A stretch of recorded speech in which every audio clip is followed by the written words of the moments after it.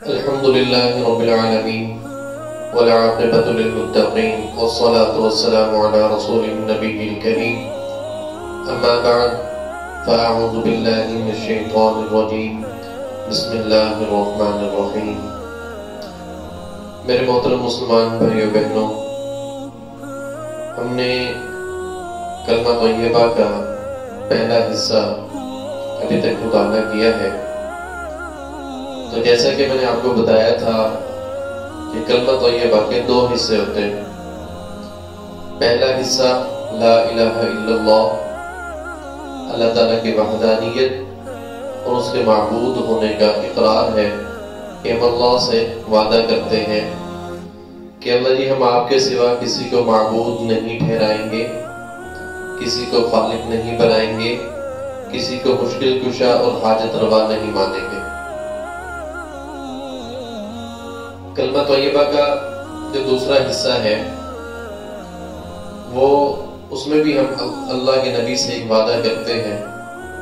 اور وہ وعدہ کیا ہے؟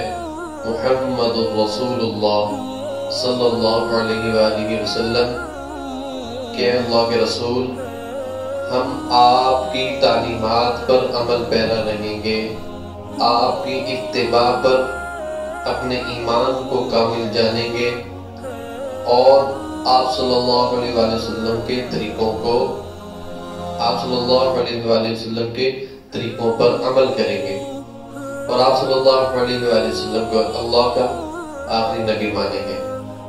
تو یہ پہلے حصے میں بھی ہمارا اللہ سے وعدہ ہے اور دوسرے حصے میں رسول اکرم صلی اللہ علیہ وآلہ وسلم سے وعدہ ہے. تو میرے محترم مسلمان بھائیو، اس سے پہلے کہ میں آپ کو نبوت کے حالات بتاؤں اور یہ بتاؤں کہ نبی کریم صلی اللہ علیہ وآلہ وسلم کو نبوت کب ملی، کن حالات میں ملی، تو سب سے پہلے عرب کے حالات کا جاننا بہت ضروری ہے تاکہ پھر مجھے اور آپ کو پتہ چلے کہ ہمارے نبی کریم صلی اللہ علیہ وآلہ وسلم نے کتنے مسائل برداشت کیے، کتنے زیادہ چیلنجز کا سامنا کیا. کیونکہ جب تک ان چیلنجز کا پتہ ہی نہیں چلے گا تو نبی کریم صلی اللہ علیہ وآلہ وسلم کی عظمت کا مجھے اور آپ کو کیسے اندازہ ہوگا. تو آپ صلی اللہ علیہ وآلہ وسلم کی پیدائش سے قبل زمانہ جاہلیت کا دور ایک ایسا سیاہ ترین دور تھا کہ جس میں ہر طرف اندھیرا تھا، گناہوں کا اندھیرا ہر طرف چھایا ہوا تھا. اس قدر جاہلیت تھی کہ دشمنیاں جو چلتی تھی وہ نسل در نسل چلا کرتی تھی. چھوٹی چھوٹی بات پر لڑائی جھگڑا اس قدر طول پکڑ جاتا کہ وہ نسل در نسل چلتا. اس کی ایک مثال آپ کے سامنے پیش کرتا ہوں کہ آپ صلی اللہ علیہ وآلہ وسلم کی پیدائش سے 63 برس قبل عرب میں ایک قبیلے کی اونٹنی جو تھی وہ دوسرے قبیلے کے باغ میں چلی گئی. جو دوسرے قبیلے کا باغ کا مالک تھا وہ باغ میں موجود تھا.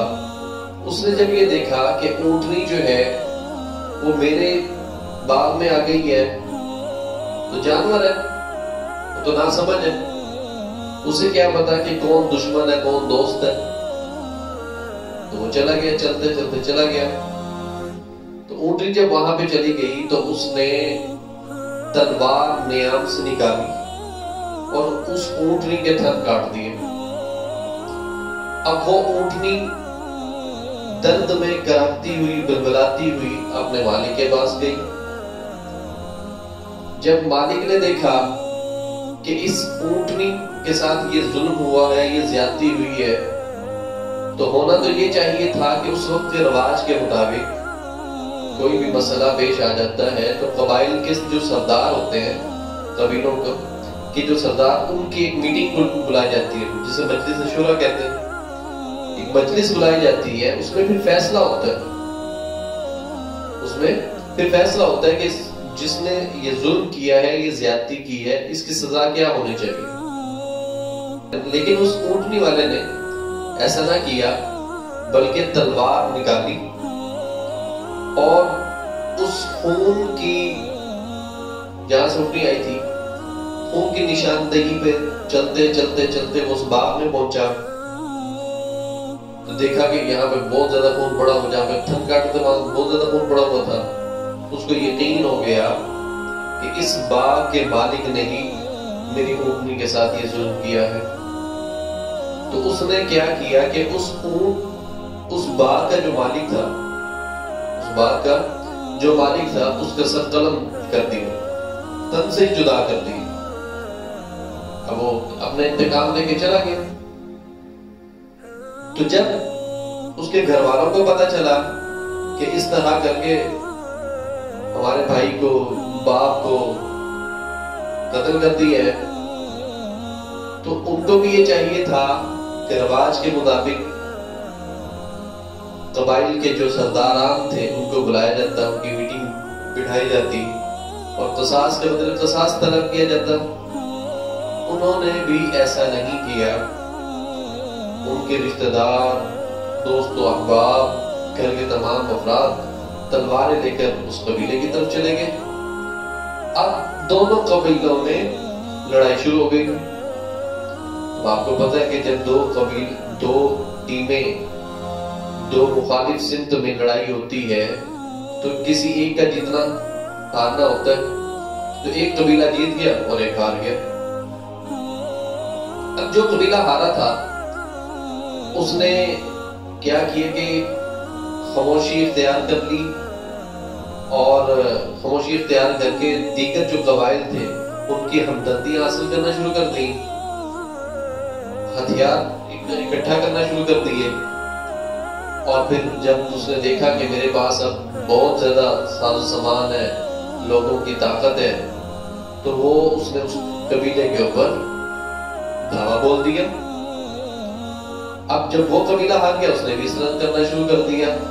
یہ جو دشمنی تھی یہ نسل در نسل چلتی چلی گئی اور اس کا خاتمہ حضور نبی کریم محمد مصطفیٰ صلی اللہ علیہ وآلہ وسلم نے کیا تھا۔ تو زمانہ جاہلیت میں اس قدر قتل و غارت عام تھی، ملازموں کو تشدد کر کے مار دیا جاتا تھا، کوئی پوچھنے والا نہ ہوتا تھا۔ اور بیٹی کی پیدائش پر اور منہ چھپا کر پھرا کرتے تھے۔ جس کے ہاں بیٹی پیدا ہو جاتی تو وہ اپنا آپ چھپاتا پھرتا تھا اور وقت کا انتظار کرتا تھا کہ کس طرح سے اس کو دفن کر دیا جائے۔ اس میں بھی ایک واقعہ میں آپ کو بتاتا ہوں۔ عرب میں ایک شخص کی شادی ہوئی۔ شادی کے کچھ عرصہ کے بعد اس کو تجارت کی غرض سے عرب سے باہر جانا پڑ گیا۔ تو اس کی بیوی حاملہ تھی تو وہ چلا گیا۔ تو 4 سال کے بعد اس کی واپسی ہوئی۔ جب 4 سال کے بعد آیا تو دیکھا ایک بچی سین میں کھیل رہی ہے۔ اس نے اپنی بیوی سے پوچھا یہ کون ہے؟ تو اس کی بیوی کو تو پتا تھا کہ یہاں پر رواج کیا ہے کہ بیٹی کو زندہ درگور کر دیا جاتا ہے۔ اس نے جھوٹ بولا کہ یہ ہمسائے کی بچی ہے، کھیلنے کی غرض سے آئی ہے۔ اب وہ اس بچی کے گھر سے نکلنے کا انتظار کرنے لگا کہ کب یہ جائے گی۔ شام ہو گئی، رات آ گئی۔ تو جب وہ بچی اپنے گھر نہیں گئی تو اس نے اپنی بیوی سے پوچھا کہ مجھے سچ سچ بتا ماجرا کیا ہے؟ تو اس کی بیوی نے بتایا کہ یہ آپ ہی کی بیٹی ہے اور میں نے آپ سے اس وجہ سے جھوٹ بولا تھا۔ تو وہ پریشان ہو گیا کہ بھائی کیا منہ دکھائے گا۔ اب وہ رات کو سونے کی غرض سے لیٹا تو اسے کبھی نیند آئے کبھی نہ آئے۔ یہ سوچ سوچ کے وہ پاگل ہوا جا رہا تھا کہ وہ کیا کرے، کس طرح سے کرے۔ آخرکار اس نے ارادہ کیا، صبح کے وقت، صبح کاذب کے وقت اسے اپنی بیٹی کو جگایا جو کہ ماں کے پہلو میں سو رہی تھی اور اسے کہا کہ میرے پیچھے آؤ۔ اسے ساتھ لے کے چل پڑا۔ تو آگے جا کے ایک جگہ پر اس نے زمین کھودنا شروع کر دی تو بیٹی نے بھی ساتھ دینا شروع کر دی۔ وہ بیچاری ننھی فرشتہ صرف انسان، اس کو کیا پتا میرے ساتھ کیا ہونے جا رہا ہے۔ تو اس نے باپ کا ساتھ دیا۔ جب اس حد تک گڑھا کھود لیا گیا کہ اس میں آرام سے بچی کو جو ہے ڈال کر اوپر سے مٹی ڈال دی جائے گی، تو باپ، ظالم سفاک باپ نے اپنی بیٹی کو اس گڑھے میں اتارا۔ اب وہ بچی فریاد کریے، بابا آپ کیا کر رہے ہیں؟ اس نے دایاں ہاتھ اپنی بچی کے بایاں ہاتھ اپنی بچی کے کندھے پہ رکھا ہوا تھا اور دائیں ہاتھ سے مٹی ڈالنا تھا۔ بایاں ہاتھ اس نے رکھا تھا کہ وہ باہر نہ نکلے، دائیں ہاتھ سے مٹی ڈالنا تھا۔ مٹی ڈالتے ڈالتے اس کی اپنی داڑھی میں مٹی لگ گئی۔ بیٹی آہ بکا کر رہی ہے، باپ کو واسطے دے رہی ہے، منتیں ترلے کر رہی ہے، لیکن صفاک باپ کے دل پر کچھ بھی اثر نہیں ہو رہا۔ تو اس کی داڑھی پر جب مٹی لگی تو بیٹی نے اپنے ہاتھ سے اس کی داڑھی کی مٹی کو صاف کیا کہ میرے باپ کو مٹی لگی۔ اس زمان نے بھی اس درندہ سے انسان کے دل میں رحم دلی پیدا نہیں کی، اور آخر کار وہ اس نے اپنی بیٹی کو زندہ ہی دفنا دیا۔ عورتوں کے ساتھ بہت بدترین تشدد کیا جاتا تھا، بدترین تشدد کیا جاتا تھا۔ یہ بھول بیٹھے تھے کہ جس عورت کے ساتھ ہم ظلم و زیادتی کر رہے ہیں، ہم بھی کسی عورت کے بیٹے ہیں، ہم بھی کسی عورت کے شوہر ہیں، ہم بھی کسی عورت کے بھائی ہیں۔ تو اس قدر جہالت عام ہو چکی تھی، ہر طرف گناہوں کا راج تھا، ہر طرف فحاشی عریانی تھی، شراب نوشی عام تھی، قتل و غارت عام تھی، یہاں تک کہ جیسا کہ میں نے آپ کو بتایا کہ چھوٹی چھوٹی بات پر لڑائی جھگڑا جو ہے وہ نسل در نسل چلا کرتا تھا، نسل در نسل تک کوئی صلح صفائی کروانے والا نہ ہوتا تھا۔ جب عرب کے ایسے حالات ہو گئے کہ انسانیت بھی شرما جائے، انسانیت بھی شرما جائے، یہ ورڈ میں اس لیے استعمال کر رہا ہوں کہ مطالعہ کرنے سے پتہ چلا کہ جب کوئی شخص اس نے اپنے بیٹے کو اگر تلوار چلانے میں مہارت دلوانی ہے، گھڑ سواری میں مہارت دلوانی ہے، یا اس کو پہلوان بنانا ہے، تو کسی پہلوان کے پاس اگر وہ اسے بھیجتا تھا تو اس سے پہلے اپنی بیوی کو وہاں بھیجا کرتا تھا کہ جا کر وہ کچھ دن کے لیے اس کی بیوی بن کر آئے،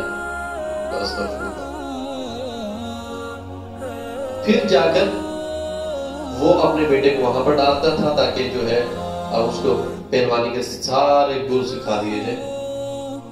عورت کی اس قدر تذلیل کی جاتی تھی، عورت کے ساتھ ایسا گھناؤنا کھیل کھیلا جاتا تھا۔ پھر ان عورتوں کے کوئی حقوق نہ تھے، بہنوں کے کوئی حقوق نہ تھے، ظلم و زیادتی، ظلم و ستم عام ہو چکا تھا۔ تو ایسے میں اللہ رب العزت کی ذات نے زمانہ جاہلیت کو ختم کرنے کا ارادہ کیا۔ نبی کریم محمد مصطفیٰ صلی اللہ علیہ وآلہ وسلم کی بعثت ہوئی، ولادت ہوئی۔ آپ صلی اللہ علیہ وآلہ وسلم ابھی دنیا میں تشریف نہیں لائے تھے، لیکن لوگوں کو آپ صلی اللہ علیہ وآلہ وسلم کی آنے کی اطلاع پہلے سے ملنا شروع ہو گئی تھی۔ سبحان اللہ۔ آپ صلی اللہ علیہ وآلہ وسلم کا جو خاندان ہے بڑا پاکیزہ خاندان، جود و سخاوت میں اپنی مثال آپ، شجاعت و بہادری میں اپنی مثال آپ تھا، اور پاکیزگی کے حوالے سے کوئی اس کا ثانی نہیں تھا، پاکیزگی کے حوالے سے اس کا کوئی ثانی نہیں تھا۔ خود آپ صلی اللہ علیہ وآلہ وسلم نے فرمایا جس کے مفہوم ہے انا خیرکم ابا و نفسا، مجھ سے اچھا کسی کا خاندان نہیں، کسی کا گھرانہ نہیں۔ اس کی پاکیزگی کی ایک مثال کہ حضرت عبد المطلب رضی اللہ تعالیٰ بازار میں جا رہے تھے تو ایک عورت نے پیشکش کی کہ اے عبد المطلب آپ میرے ساتھ ایک رات گزار دیجئے، بدلے میں جو آپ چاہیں گے وہ مجھ سے لے لیجئے گا، بدلے میں جو آپ کہیں گے، جو آپ چاہیں گے وہ میں آپ کو دینے کو تیار ہوں، صرف ایک رات گزار دیجئے۔ تو حضرت عبد المطلب رضی اللہ تعالیٰ نے اسے اللہ کا خوف یاد دلایا اور فرمایا کہ میں یہ گناہ کے کام نہیں کرتا، میں اپنا دامن داغدار کیوں کروں؟ اس کے بعد حضرت عبد المطلب رضی اللہ عنہ کی شادی ہو گئی، تو پھر بازار سے گزر رہے تو اسی عورت سے سامنا ہوا، تو حضرت عبد المطلب نے کہا چلو اسے شادی کی دعوت دے دیتے ہیں۔ تو حضرت عبد المطلب نے کہا کہ تم جو مجھے گناہ کی دعوت دے رہی تھی تو ایسا کیوں نہ کریں کہ ہم شادی کر لیتے ہیں؟ اس عورت نے کہا کہ اے عبد المطلب مجھے غلط مت سمجھنا، میں کوئی فاحشہ عورت نہیں ہوں، اصل میں نے آپ کے ماتھے پر نبوت کی، آخری نبوت کی جو نشانی دیکھی تھی میں اسے حاصل کرنا چاہتی تھی، میں چاہتی تھی کہ وہ جو نبوت کا آخری ستارہ ہے وہ میری گود میں آئے، لیکن وہ تو کسی اور کا مقدر بن چکا، تو مجھے معاف کر دیجئے گا۔ تو حضرت عبد المطلب کے ہاں جب حضرت عبداللہ رضی اللہ تعالیٰ کی پیدائش ہوئی، حضرت عبد المطلب کے 15 بیٹے تھے، لیکن ان سب میں سب سے زیادہ جو پیار تھا وہ حضرت عبداللہ رضی اللہ تعالیٰ سے تھا، یہ اپنے باپ کے نور نظر تھے۔ تو حضرت عبداللہ رضی اللہ تعالیٰ کے ماتھے پر بھی وہی نشان، آخر نبوت کی روشنی کا تاج حضرت عبداللہ رضی اللہ تعالیٰ کے ماتھے پر تھا، تو سیم وہی واقعہ ان کے ساتھ بھی ہوا کہ حضرت عبداللہ رضی اللہ تعالیٰ کو ایک عورت نے کہا کہ اے عبداللہ اسے ایک رات میرے ساتھ گزار لیجئے، میں آپ کو بدلے میں 100 اونٹ دوں، ایک رات کا 100 اونٹ۔ تو حضرت عبداللہ رضی اللہ تعالیٰ نے اسے خوف خدا یاد دلایا اور فرمایا کہ میں گناہ کے کام نہیں کرتا۔ اس کے بعد حضرت عبداللہ رضی اللہ تعالیٰ کی شادی حضرت آمنہ بنت وہب سے ہوئی۔ اور یہ شادی کیسے ہوئی کہ حضرت عبد المطلب رضی اللہ تعالیٰ نے حضرت عبداللہ رضی اللہ تعالیٰ کے لیے مختلف لڑکیاں دیکھی، لیکن کوئی ان کے شایان شان نہیں آ رہی تھی کہ اللہ تعالیٰ نے ظاہری بات اللہ رب العزت کی ذات نے جوڑ تو کچھ اور رکھا ہوا تھا۔ تو حضرت عبداللہ رضی اللہ تعالیٰ ایک بار شکار کی غرض سے جنگل میں گئے، تو یہود و نصارہ ملک کے شام کے جو یہودی تھے وہ اس طاق میں رہتے تھے کہ کسی طرح سے حضرت عبداللہ کو نعوذ باللہ قتل کر دیا جائے تاکہ آخری نبی آئے نہ۔ تو انہوں نے حضرت عبداللہ رضی اللہ تعالیٰ پر حملہ کیا۔ تو حضرت عبداللہ رضی اللہ تعالیٰ فرماتے ہیں کہ مجھے خود کو بھی نہیں پتا، میں نے کبھی ایسی شکل والے افراد کو نہیں دیکھا تھا جو اللہ تعالیٰ نے میری مدد کے لیے بھیجی، اور انہوں نے ان کو مار گرایا، جنت حاصل کیے، مار بگایا۔ تو وہاں پر وہب بن مناف یہ سارا منظر دیکھ رہے تھے، انہیں حضرت عبداللہ رضی اللہ تعالیٰ پسند آ گئے اور انہوں نے اپنی بیٹی حضرت آمنہ کا رشتہ حضرت عبد المطلب کے پاس بھیجا۔ جب حضرت عبد المطلب نے حضرت بی بی آمنہ رضی اللہ تعالیٰ عنہا کو دیکھا تو وہ راضی ہو گئے، کیونکہ حضرت آمنہ رضی اللہ تعالیٰ عنہا خوبصورت بھی تھی، خوبصورت بھی تھی، اور جو نشانیاں وہ دیکھنا چاہتے تھے وہ ساری ان پہ وہ پورا اترتی تھی، با حیا با کردار، اور سب سے بڑی بات کہ آپ صلی اللہ علیہ وسلم کے ہی خاندان قریش سے تھی۔ تو لہذا حضرت عبداللہ رضی اللہ تعالیٰ کی شادی حضرت آمنہ بنت وہب بن مناف سے ہوئی۔ جب آپ صلی اللہ علیہ وسلم کی شادی ہو گئی تو شادی کے کچھ عرصہ کے بعد ابھی آپ صلی اللہ علیہ وسلم والدہ کے پیٹ میں وہ دو ماہ کے تھے کہ آپ صلی اللہ علیہ وآلہ وسلم کے جو والد محترم عبداللہ تھے وہ شام میں کسی تجارت کی غرض سے گئے، تو وہاں پر ان کی طبیعت خراب ہو گئی اور وہ آپ صلی اللہ علیہ وآلہ وسلم کو یتیم بنا کر دنیا سے چلے گئے۔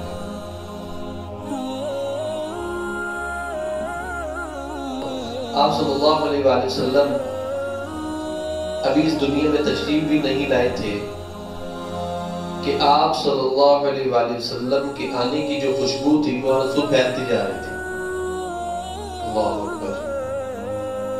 یہاں تک کہ حضرت آمنہ رضی اللہ تعالی عنہا جہاں سے گزرتی، جہاں بیٹھتی، جہاں پر لیٹتی، وہاں سے خوشبو آتی، اور یہاں تک کہ حضرت عبد المطلب جب اس گھر سے باہر جاتے تو ان سے بھی وہ خوشبو آتی، اور لوگ انہیں کھڑا کر کر کے پوچھا کرتے تھے کہ اے عبد المطلب بتائیے کہ آپ کون سا عطر استعمال کرتے ہیں، کون سی خوشبو استعمال کرتے ہیں؟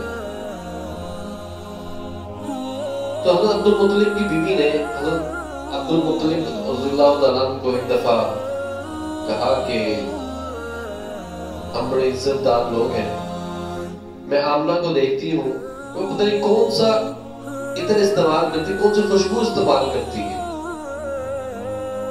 کہ جہاں سے گزرتی ہے خوشبو آنا شروع ہو جاتی ہے، وہ پتہ نہیں کون سی خوشبو لگاتی ہے۔ تو عبد المطلب نے پوچھا تم ٹھیک کہتی ہو، میرے ساتھ یہ معاشرہ لوگ مجھ سے پوچھتے ہیں کہ بھئی وہ خوشبو کہاں سے لگاتے ہیں آپ، تو تم نے پوچھا کیوں نہیں؟ تو حضرت عبد المطلب کی بیوی نے کہا کہ میں جب بھی ارادہ کرتی ہوں بی بی آمنہ رضی اللہ تعالیٰ عنہا سے پوچھنے کا، تو ان کے چہرے کا جلال دیکھتی ہوں تو میری ہمت ہی نہیں پڑتی، ان کے چہرے کا جلال دیکھتی ہوں، روب دبدبہ شان و شوکت دیکھتی ہوں تو میری ہمت ہی نہیں پڑتی، میں عورت ذات سے کیا عورت ذات ہوں، تو آپ مرد ہیں، ذرا مضبوط ہے، آپ پوچھئے۔ تو حضرت عبد المطلب رضی اللہ تعالیٰ نے بی بی آمنہ رضی اللہ تعالیٰ عنہا کو آواز دی، بیٹی کیا ماجرا ہے، تم کون سا عطر استعمال کرتی ہو، کون سی خوشبو لگاتی ہو کہ جو ہر سو جو ہے خوشبو پھیل جاتی ہے؟ تو بی بی آمنہ رضی اللہ تعالیٰ عنہا نے فرمایا ابا جان میں آج تک بازار گئی نہیں، کسی سہیلی نے تحفہ دیا نہیں، تو میں تو خوشبو لگاتی ہی نہیں، یہ میرے پیٹ میں جو نبوت کی نشانی ہے یہ کس کی کرامات ہے؟ یہ آپ صلی اللہ علیہ وآلہ وسلم کی کرامات ہے۔ اللہ، اور پھر فرمانے لگی کہ ابا جان اگر میں آپ کو ایک اور بات بتاؤں تو آپ مجھے دیوانی کہیں گے کہ روزانہ سورج مجھے سلام کرتا ہے، چاند مجھے سلام کرتا ہے۔ اللہ رب العزت سے دعا ہے کہ اللہ رب العزت کی ذات ہمیں حضور اقدس محمد مصطفیٰ صلی اللہ علیہ وآلہ وسلم کی پیروی کرنے کی توفیق عطا فرمائے۔ وآخر دعوانا ان الحمد للہ رب العالمین۔